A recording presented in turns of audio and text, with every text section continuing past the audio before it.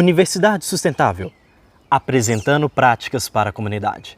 Nós, diretamente da Pontifícia Universidade Católica de Minas Gerais, por meio do projeto de extensão da Pró-Reitoria de Extensão Universidade Sustentável, participamos esse ano do Circuito Urbano 2022, Organização das Nações Unidas, Brasil. Necessitamos reconhecer que a singularidade do ser humano está conectada com a singularidade da natureza, com todo o cosmos. Pois bem, reconhecendo que nós participamos por acréscimo de toda essa lógica natural que é a Terra que nos sustenta, devemos ter a atenção, o cuidado, mas sobretudo práticas sustentáveis, pois só temos um planeta Terra e os recursos naturais são obras finitas. É necessário um cuidado integral por toda a natureza, por tudo aquilo que é elemento natural, pois só assim teremos possibilidade de continuação na vida terrena. Através do projeto de extensão, nós, extensionistas, técnico e professora, que logo mais terá momento de fala, iremos demonstrar como incrementar na nossa vida cotidiana, no nosso espaço urbano, para além de possibilidades, ações reais de cuidado, de sustentabilidade e de atenção plena para todo o meio ambiente. Acompanhe, através dessa horinha gravada aqui no Espaço Sustentável da PUC Minas, possibilidades reais de cuidado e possibilidades necessárias de ações sustentáveis. Circuito Urbano ONU 2022, continuidade da demonstração das práticas de sustentabilidade para o meio urbano por meio do projeto de extensão da PUC Minas, Universidade Sustentável. Agora, com o nosso educador ambiental, geógrafo formado pela PUC Minas, Richard, teremos continuidade à nossa discussão sobre a tônica da sustentabilidade na relação para com o meio urbano. Cumprimentos, Richard. Querido, obrigado pela essa oportunidade, uma satisfação imensa poder participar do Circuito do ano de 2022, representando a Universidade Sustentável e também o Centro de Integração para a Sustentabilidade Ambiental, e com uma temática fundamental, para a nossa discussão hoje, inclusive, que nos permeia tanto todos os dias, se tratando inclusive do desenvolvimento, dos Objetivos de Desenvolvimento Sustentável. Exato. E então, já começando através dele, nós temos a ODS 11, que fala da sustentabilidade na lógica urbana, em questão teórica, e também pegando a experiência da Universidade Sustentável, com todos os nossos extensionistas que aqui desenvolvem o seu trabalho, mas que certamente levam isso para fora dos muros da universidade. Para todos aqueles que estão nos acompanhando, como proporcionar, primeiramente, um elemento teórico fundamental que toque na sensibilidade para reconhecer a necessidade de uma vida urbana que não seja só de cimento, mas que tenha a lógica real do meio natural. Perfeito. Antes de mais nada, eu acho que é preciso o entendimento de que a sustentabilidade ela tem muitas dimensões, né? E não está só relacionada apenas à dimensão ambiental, porque o próprio conceito ambiental ele é muito abrangente, né? Ele diz sobre nós. Primeiro, partir desse entendimento, então a gente vai ter níveis de sustentabilidade, dentro da sustentabilidade política, sustentabilidade econômica, social e também ambiental. E como eu sempre digo nas atividades, hoje nós temos dois vieses para tratar a educação ambiental, né? Você tem a consciência e a sensibilidade, verbalizando a conscientização e a sensibilização. Muitos de nós, por todo o conhecimento adquirido, pelos meios midiáticos, através das redes sociais, nós sabemos muito o que deve ser feito, né? O nosso comportamento em relação às práticas ambientais e sociais. Mas a gente talvez não é sensível o suficiente para mudar o nosso comportamento, porque a mudança dói e é complicado, né? O consumo é algo, hoje, um dos exemplos, né, se tratando da questão ambiental, é algo que mexe muito com a gente, né? O que deixar de consumir, o que consumir corretamente. E isso é uma preocupação muito grande. E tornar-se sensível para essa mudança é algo que tem uma diferença muito grande, sabe? No nosso cotidiano. Então, eu acredito que primeiro é esse reconhecer, né, dessas dimensões de sustentabilidade, até o reconhecer mesmo de nós e do outro. Para lidar com essa sensibilidade, tanto para nós quanto para as outras pessoas também, é preciso que a gente se reconheça dentro desse processo. Esse trabalho que a gente faz com o circuito urbano não é só para o circuito urbano, é também para nós, de relembrar a importância que a gente tem nessa leva, né, nessa mudança de comportamento. E segundo, né, através disso a gente lidar muito bem em praticar esses atos. Perfeito. Me lembrava de Mark Bloch, um historiador. A história é ciência da mudança. Quando você fala isso, certamente toca a nossa sensibilidade para lembrar. No tempo mais passado não fazia tanto calor, ou as chuvas eram mais regulares, porque isso acontece muito, né, na prática social, de falar através de uma comparação. As enchentes não eram tão fortes e cada vez mais a gente vai percebendo grandes tragédias, grandes problemáticas de natureza ambiental e que nessa referência histórica, nesse marco temporal, vai demonstrando como que a sociedade está caminhando para um certo abismo, né? Porque está desconsiderando a natureza como participante de uma singularidade que é própria dela, não apenas como algo que está para serviço do ser humano, né? A natureza tem aquilo que lhe é próprio e que não está só por mera conveniência ao ser, né? Como se relacionar de forma adequada com o elemento natural para que isso que a gente vai identificando como ruim, essa temperatura, essas chuvas fora de temporada, de certo modo, ser revertido? É uma história muito grande, né? A gente, como educador ambiental, às vezes procura dar essa resposta para as pessoas, e é uma pergunta até boa, né? Como se relacionar com o meio natural? A gente tem que entender que a gente faz parte do meio natural, né? E buscar nas pessoas que a gente educa que elas fazem parte disso. É muito comum a gente, quando pergunta para as pessoas o que é meio ambiente, o que é natureza, as pessoas elas não estarem não se sentirem dentro deste processo, sabe? E eu falei na pergunta anterior sobre o reconhecimento, volto nele novamente sobre isso, né? Porque não há sentido algum em dar à pessoa, que a pessoa participe de algo que ela não tem identidade com aquilo. E é tão complexo a gente tratar de identidade, principalmente hoje, né? A gente falando da expressão territorial, as pessoas vivem realidades diferentes, né? Quando a gente vai pegar as pessoas mais vulneráveis e mais pobres, por exemplo, elas sequer vão ter contatos com áreas verdes, muitas vezes. São lugares extremamente adensados, impermeabilizados, né? E como fazer para essas pessoas que estão tão distantes dessa lógica, que entra um pouquinho no conceito de injustiça ambiental? As pessoas vulneráveis, elas são vulneráveis até mesmo na hora de aproveitar o meio ambiente, né? Aproveitar as áreas naturais, as áreas verdes da cidade. Toda essa complexidade também as outras, né, que nos retoma, é muito difícil, porque eu acho que o passo importante é esse. A gente tem que fazer com que as pessoas elas se reconectem com aquilo, entendendo que elas fazem parte daquilo. Senão, sem essa identidade, sem essa relação de pertencimento, dificilmente você consegue sensibilizar ou levar a sensibilização para as outras práticas. Interessante o termo injustiça ambiental, né? Que é o que eu gostaria que comentasse um pouco, porque certamente aqueles que nos assistem e as práticas da ONU vão em encontro a práticas que corrijam permanências históricas ruins, que não são adequadas para o nosso meio social, para o nosso meio de vida, para o nosso meio ambiental. Então, para aqueles que estão na ação, na lida cotidiana, de buscar melhorias para a sociedade, ou para pequenos grupos comunitários, ou para grandes atuações ambientais, como ir de embate, como ir contra essa justiça ambiental? É um conceito que surge com a selagem nos Estados Unidos, né, ali na década de 70 e 80, quando eles passam a identificar justamente o que eu disse anteriormente, né, que as pessoas mais vulneráveis, elas também eram vulneráveis aos impactos ambientais, né. Então as pessoas mais pobres geralmente moram em áreas mais adensadas, sem contato com a área verde. Essas pessoas às vezes elas vão estar em áreas extremamente poluídas, ou elas vão estar em áreas que sofrem grande processo de degradação e impacto ambiental. A gente pode falar, por exemplo, das comunidades que sofrem mais com a chuva do que as áreas nobres, por exemplo, né? Por que a gente vê tanta desgraça e tanta coisa na época de chuva, justamente onde essas pessoas vulneráveis estão? Tem um processo de injustiça ambiental. E ainda que as pessoas digam que elas têm opção, um grupo diga que o outro tem opção de escolher onde morar, isso não é a realidade. As pessoas elas não têm escolha de onde morar.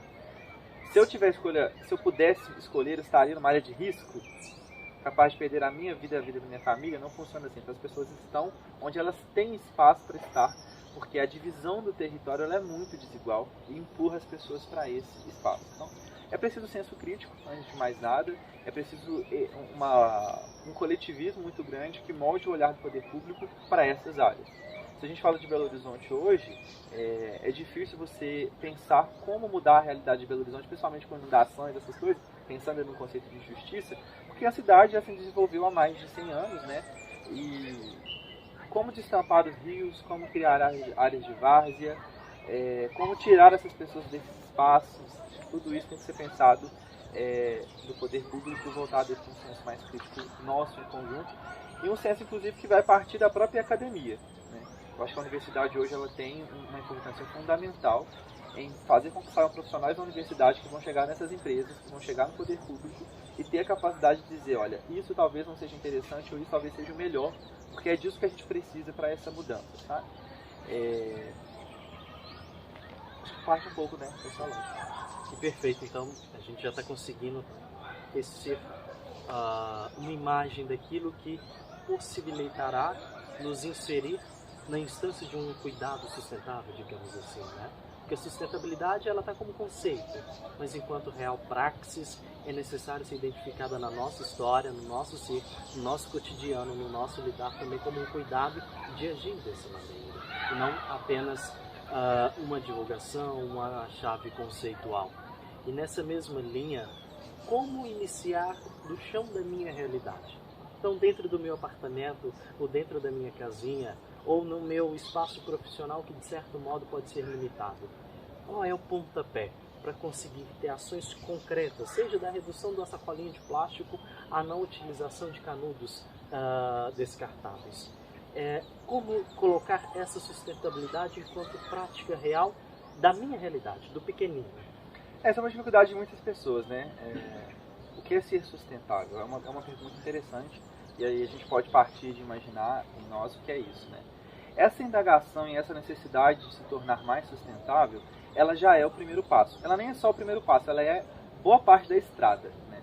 Entender a importância desse reconhecimento, dessa mudança. Eu tenho muito problema com o termo sustentabilidade, porque ele é muito amplo, e ele vai nascer justamente no meio gerencial, né? No meio da economia.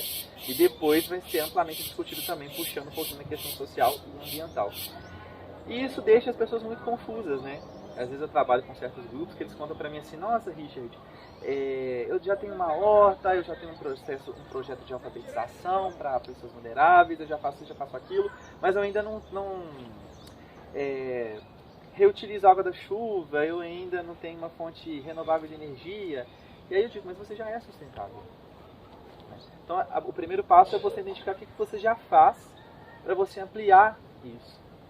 E eu sempre falo que o carinho com as questões socioambientais, elas começam no bom dia que você dá ao seu colega, ao seu amigo, à forma de tratamento que você tem com o outro. O motorista do ônibus que você passa por ele, quando você o cumprimenta, você começa a ser sustentável a partir dali. Porque sustentabilidade e preocupação com a questão, antes de mais nada, eu acho que tem a ver com carinho. É lidar com isso.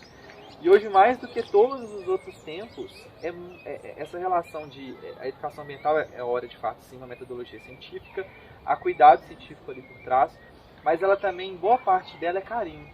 Não tem como aplicar essas metodologias da academia, dos cursos, sem que não haja um cuidado de fato com essa atividade, sabe?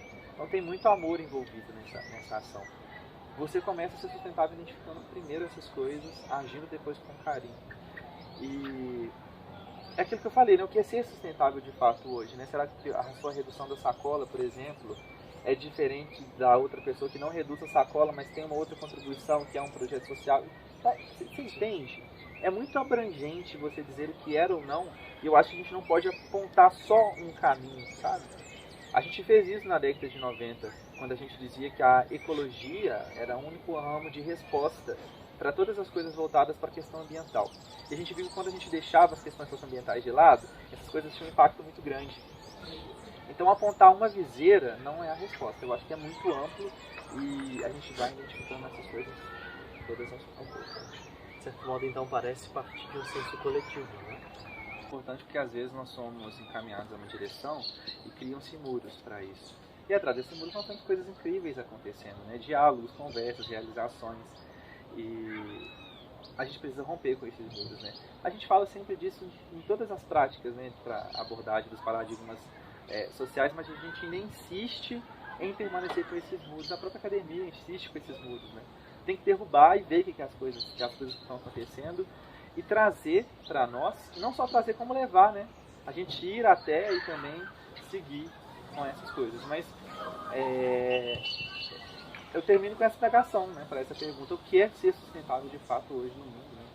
Ou quando eu deixo de ser sustentável, eu preciso cuidar antes de mais nada.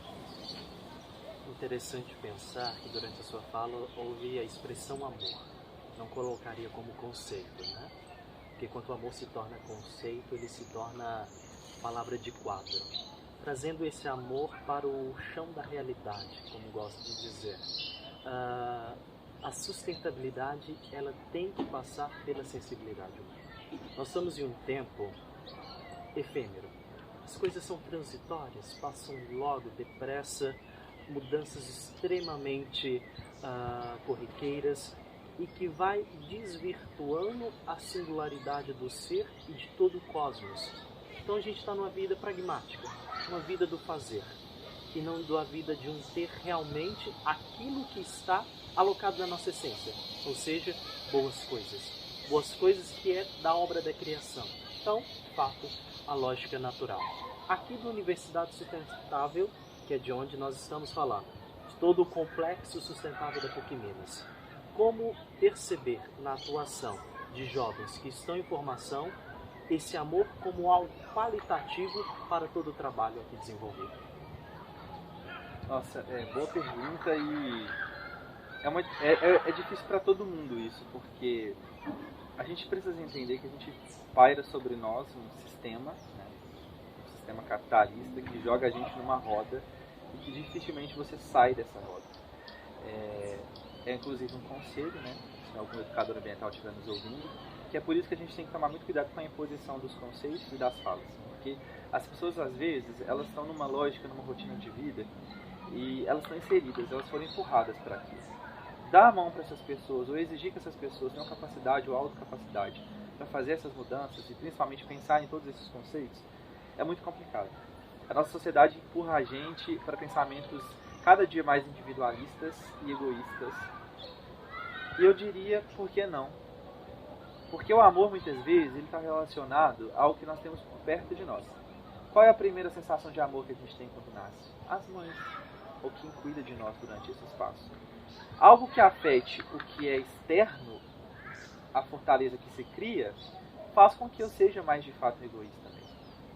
O que a gente precisa deixar claro para essas pessoas é que as fortalezas, construir fortalezas não significa não construir pontes. Porque são essas pontes que fazem com que a gente encaminhe com as outras pessoas, que a gente lide com as outras pessoas.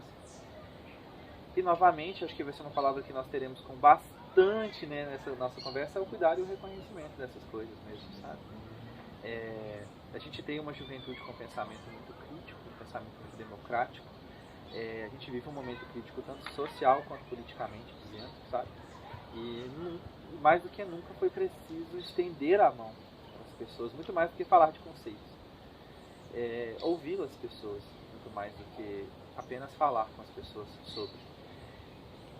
Eu não teria um conceito para dar resposta, ou um sentido filosófico para isso. Porque, como eu disse,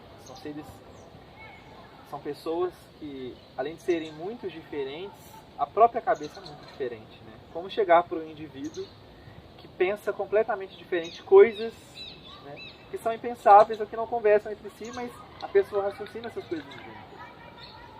Eu acho que é preciso reconhecer essa dificuldade nas pessoas e é preciso buscar entender, né, essas pessoas, entender estes grupos. É uma coisa que a gente costuma sempre fazer aqui quando a gente recebe os grupos, né?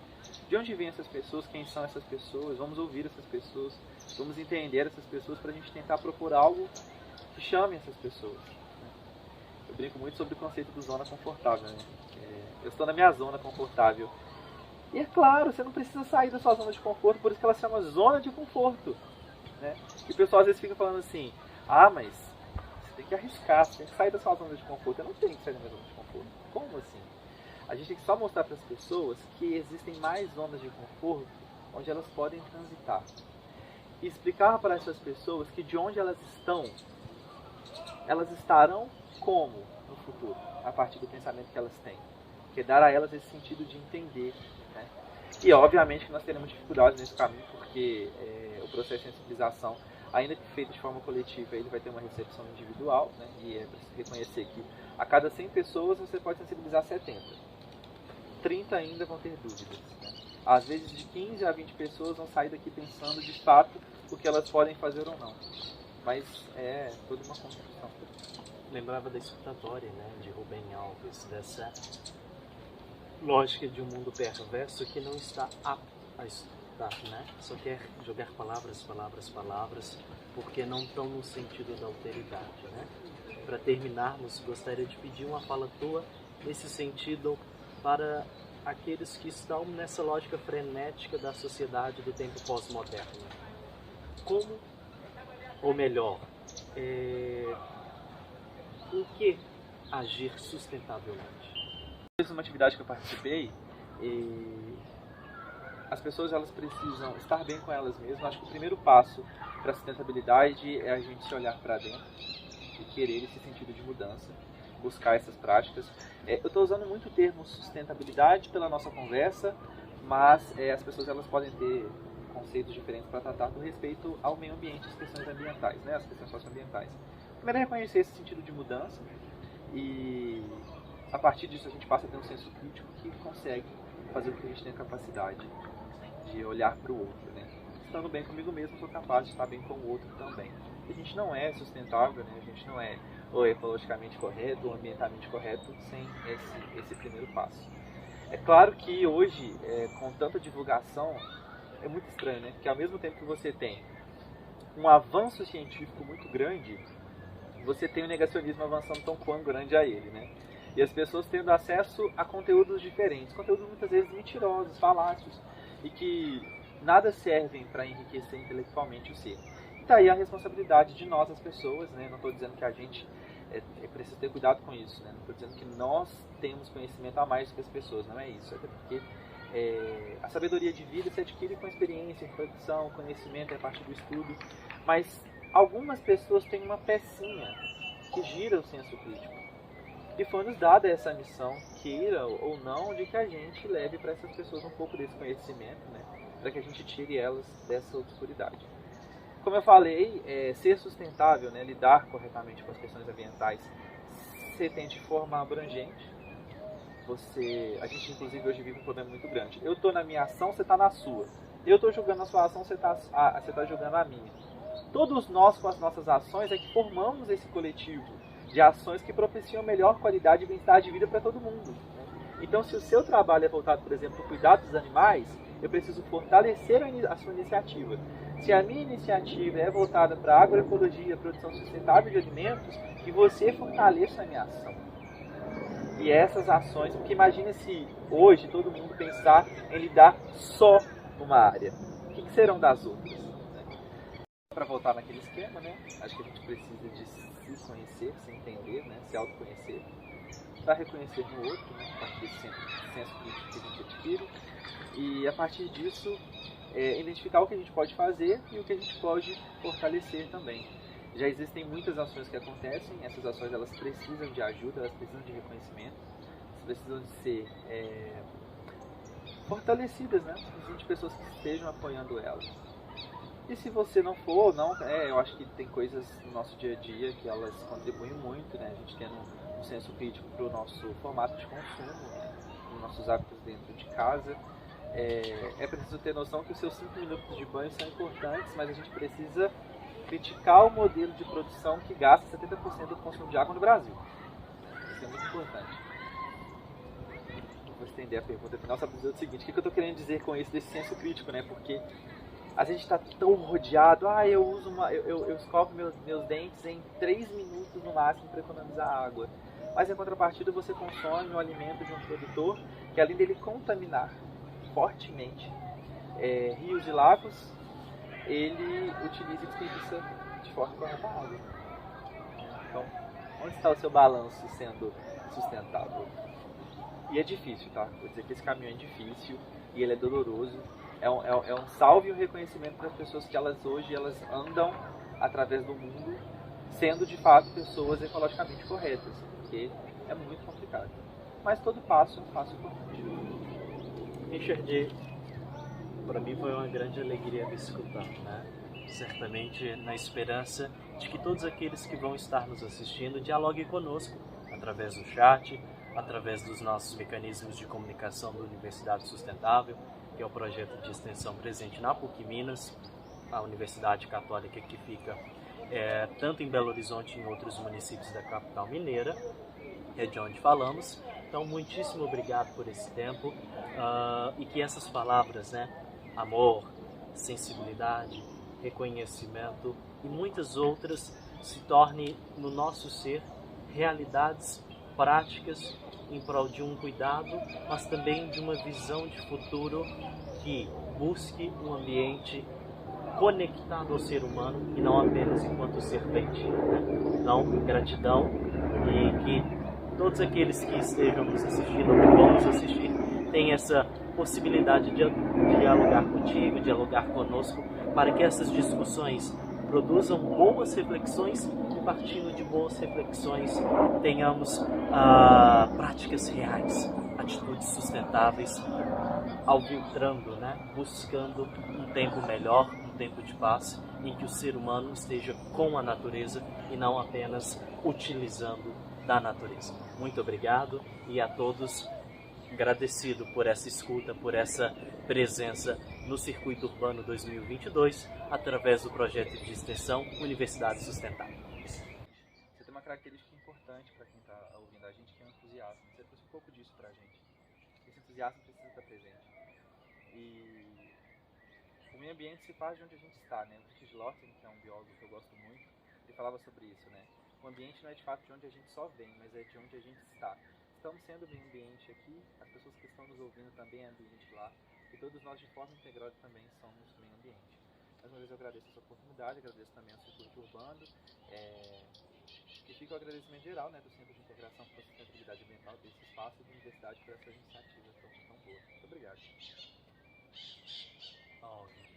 Vemos aqui hoje apresentar uma experiência que a gente espera que seja motivadora e inspiradora, que diz respeito a um projeto de uma universidade, de uma Pontifícia Universidade Católica de Minas Gerais, brasileira, né, iluminada muito pelos princípios do próprio Papa Francisco, do Vaticano, mas uma experiência motivada principalmente por uma grande preocupação, né, relacionada à chamada era do Antropoceno, quando os impactos, né, da humanidade, do seu modo de vida, do seu modo de ser e estar no mundo, ameaçam esse próprio mundo e essa própria vida.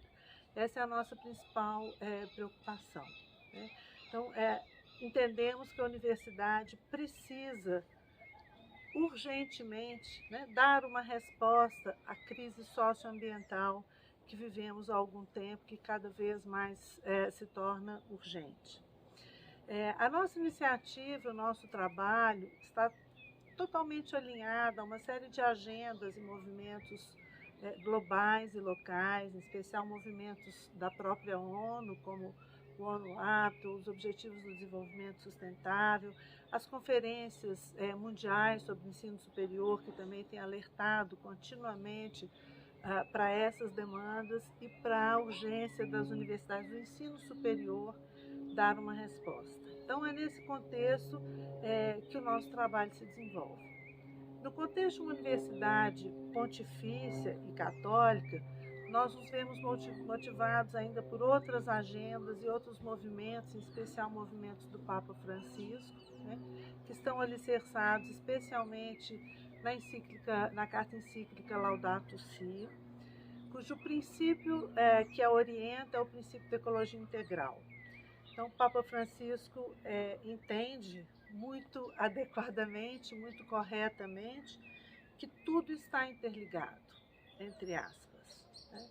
Então, não há uma crise ambiental, não há uma crise social, né? A gente tem uma única crise socioambiental, a partir do momento que as diversas dimensões da vida humana, social, política, ambiental, cultural, espiritual, estão interligadas e precisam ser trabalhadas no sentido de novas formas de ser e de estar no mundo.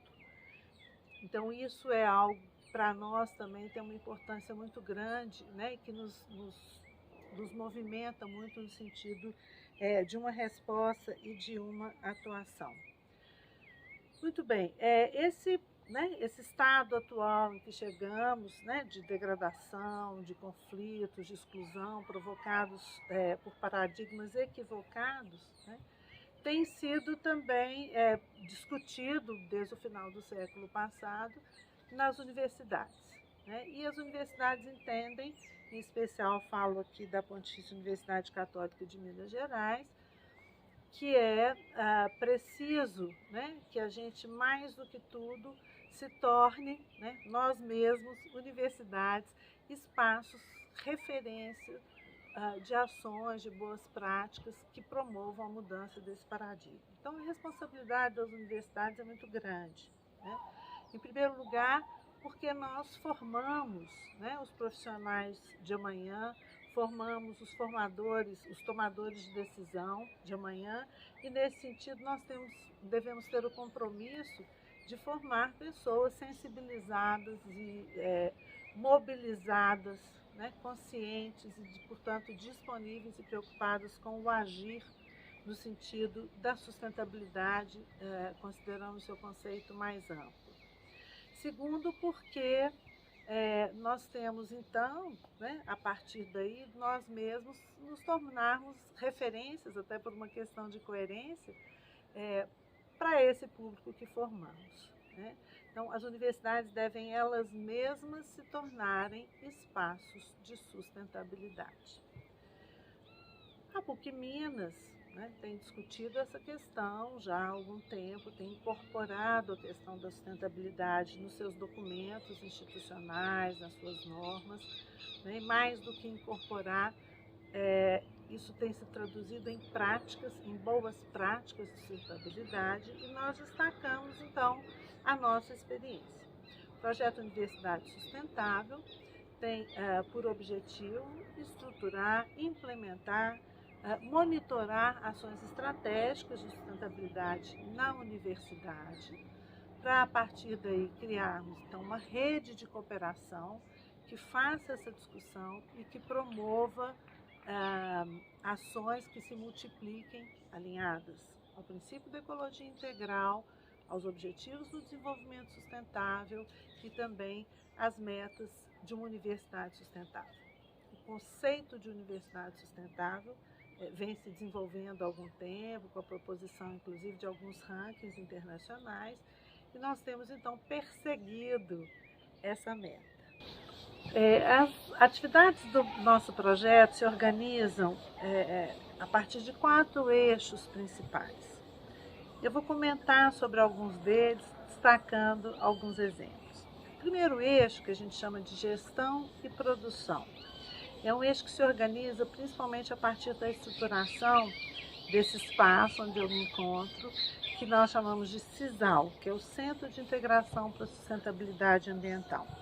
Nesse espaço acontecem muitas atividades do projeto, mas a principal, né, na qual se fundamentam as outras, é a própria criação, qualificação e manutenção do espaço, que é composto de uma horta universitária, com sementeira, compostagem, né, jardins temáticos, o jardim sensorial onde eu estou, a lagoa que está atrás de mim, a mata que também está atrás de mim, uma biofábrica de joaninhas, um espaço de coworking para os alunos e espaços de gestão e de administração.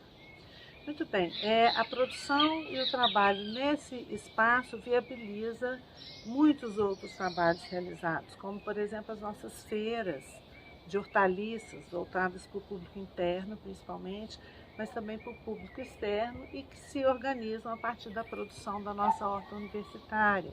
A doação de insumos, né, para a construção, para a manutenção de outras hortas no espaço da própria universidade, do campus universitário, mas também em espaços e parcerias internas, que é uma ação bastante relevante, que viabiliza a multiplicação de espaços sustentáveis dentro e fora da universidade. E também a partir desse espaço que se realizam muitos trabalhos que estão organizados no nosso segundo eixo de atuação, que é o eixo de educação e formação, né? Neste eixo nós reunimos uma série de atividades, oficinas, visitas técnicas, produção, publicações, mas atividades essencialmente voltadas para a educação para a sustentabilidade. Algumas mais com o perfil do ensino, da educação, outras com perfil mais de extensão universitária de fato e outras mais com o perfil da investigação e da pesquisa. Atendemos com essas inúmeras oficinas de sustentabilidade, tecnologias sociais sustentáveis, alunos da própria universidade em disciplinas formais, organizadas, mas também em seus trabalhos, né, propostos, por exemplo, pelos estágios obrigatórios, pelos trabalhos de conclusão de curso, né, e espontaneamente, às vezes em eventos, recebendo novos calouros na universidade, né, que vêm ao espaço para conhecer e para perceber a universidade de um modo diferente. Mas atendemos também públicos diversos que nos procuram diretamente ou que participam de outras iniciativas da universidade. Então, um trabalho realmente colaborativo e em rede. Por exemplo, crianças e adolescentes com altas habilidades, idosos, pessoas privadas de liberdade. Então, nós temos um trabalho na APAC, que é um sistema prisional diferenciado. Existe uma APAC feminina e uma APAC masculina, que nós vamos a essa instituição também para esse trabalho de educação para a sustentabilidade, para o apoio às hortas que eles desenvolvem, né? Então é um público também muito importante para nós. Agricultores e agricultoras que trabalham nos centros de vivência agroecológica da Prefeitura de Belo Horizonte, crianças de outros projetos. Então, são alguns exemplos de públicos atendidos nas atividades desse eixo de formação e de educação. Escolas, né? Escolas da rede particular, mas principalmente escolas da rede pública do Estado e do município, que já percebem esse espaço do CISAL como um espaço educativo, né, para que se realizem atividades de educação não formal. Então, esse é um público também recorrente e que teve uma baixa, né, na pandemia, naturalmente, assim como todas as outras atividades presenciais, mas que começa a retomar ao nosso convite. Bom, temos também o eixo de comunicação e articulação. Nesse eixo nós fazemos articulação com várias outras iniciativas de parceiros da própria universidade ou de novos parceiros capitaneados pelo próprio projeto. Então nós temos algumas ações com a Arquidiocese de Belo Horizonte, de apoio também a iniciativas de educação, de produção de espaços sustentáveis.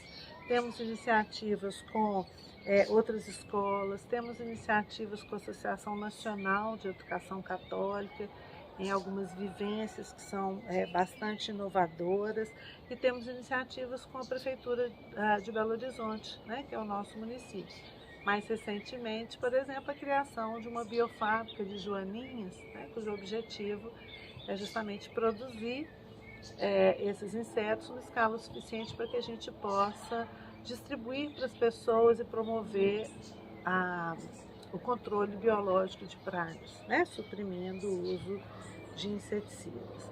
Também nesse eixo a gente tem uma equipe que trabalha com a divulgação do nosso trabalho, do nosso resultado, mas também com a divulgação científica, com a democratização do conhecimento que nós produzimos no projeto, que produzimos na universidade, dentro da temática da sustentabilidade. Então aqui também é um convite, né, para que vocês conheçam as nossas redes, nos sigam e contribuam conosco. E temos ainda o eixo de pesquisa, inovação e produção, né, onde a gente tem uma preocupação grande em publicizar todo esse trabalho, que é um trabalho que envolve também muita pesquisa acadêmica, muita atividade acadêmica relevante, né, que pode e deve ser socializada e que pode e deve ser multiplicada.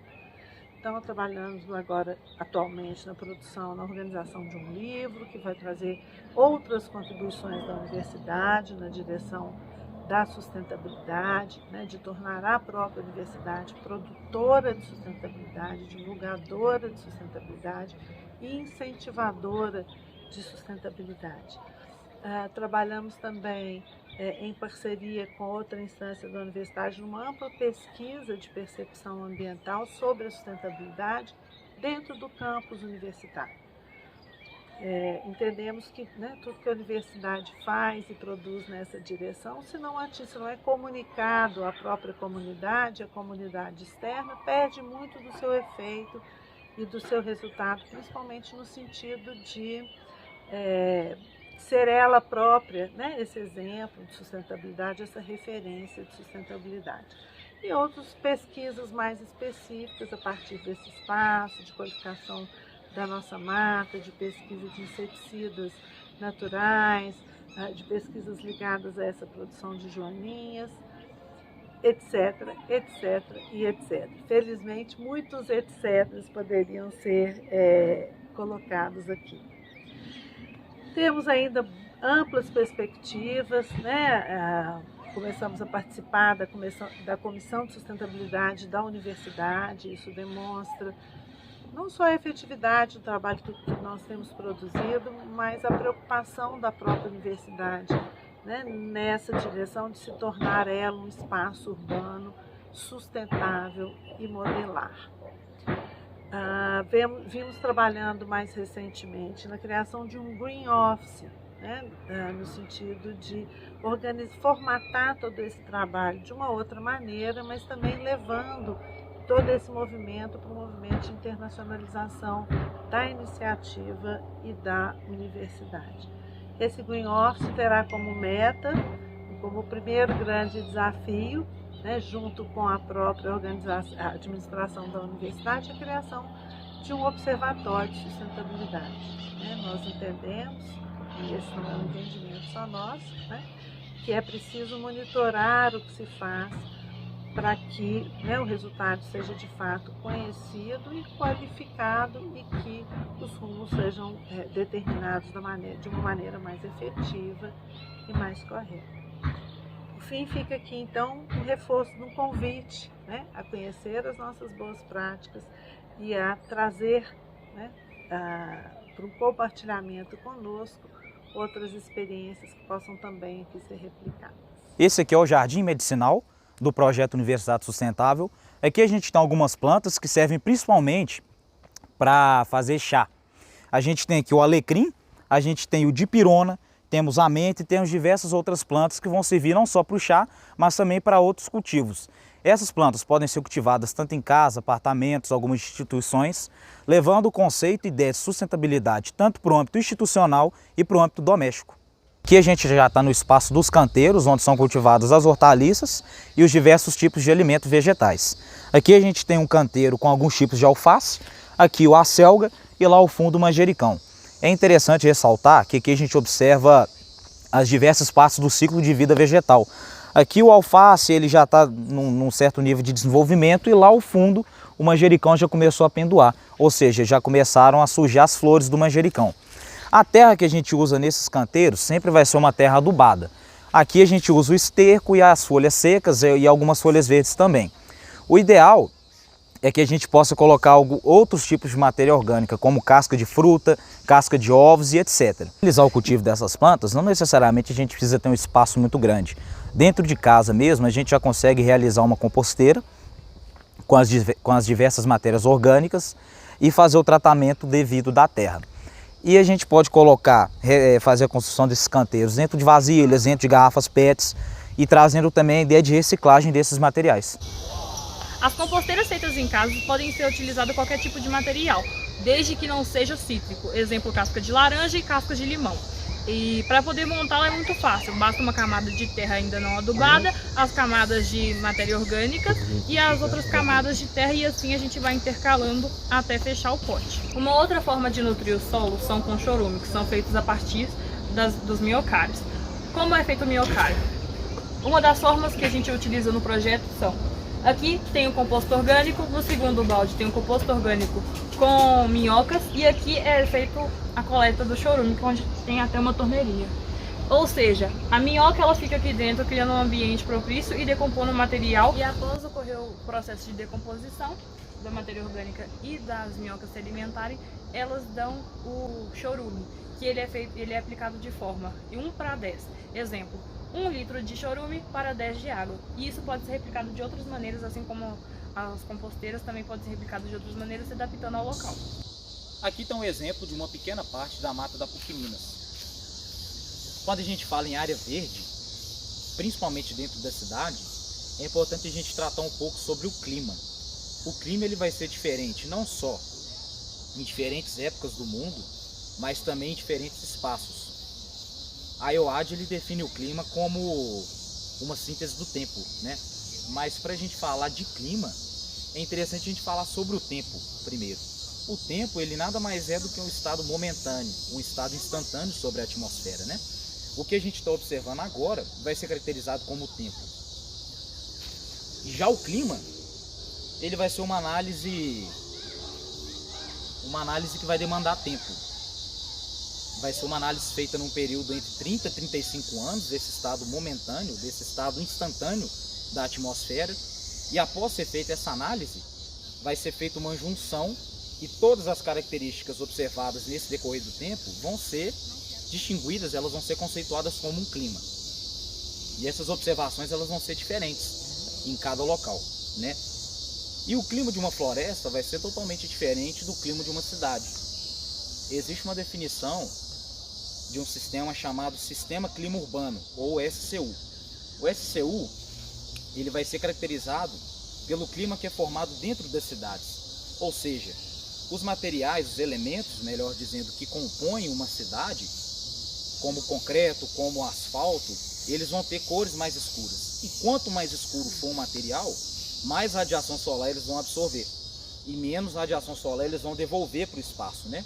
E por essa absorção ser muito grande, as ilhas de calor vão ser mais favorecidas, vão ser cada vez maiores dentro desses centros urbanos, né? E quanto maior for a cidade, mais quente tende a ser o seu clima e também variando da região do globo que a gente estiver observando, né? E o clima de uma floresta, ele vai ser mais ameno, principalmente pelo papel que as vegetações, que as plantas, árvores, gramíneas, né? Elas tendem a ter na produção de oxigênio e também na questão do adensamento populacional, né? E quando a gente fala de um espaço verde dentro da cidade, é de extrema importância, não só pela ideia de sustentabilidade, mas também pela questão do abastecimento hídrico, das chuvas e também da manutenção da fauna e flora local, certo? E quando a gente fala na cidade, o clima de uma cidade de interior e o clima de uma metrópole vão ser totalmente diferentes, pelo adensamento urbano e pelo porte, né, pela magnitude das edificações. Tem uma citação do geógrafo Milton Santos que fala que o mundo ele é feito não só pelo que já existe, mas também pelo que efetivamente possa existir, principalmente quando a gente pensa na questão dessa dinamização do espaço geográfico, né? O espaço ele vem sofrendo diversas transformações com o decorrer do tempo e também com a evolução tecnológica e até mesmo da humanidade.